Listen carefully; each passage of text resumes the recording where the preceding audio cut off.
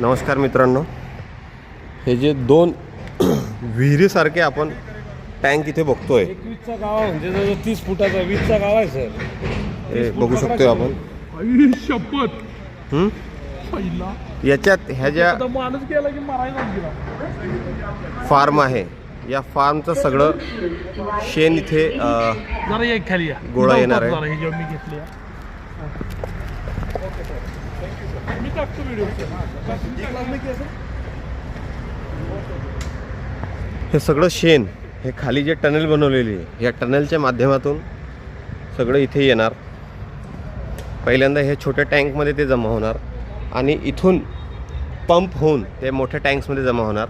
जवळजवळ 600 गाईंचं 3 महिन्याचं शेण स्टॉक करण्याची कॅपॅसिटी या दोन टँक्समध्ये आहेत.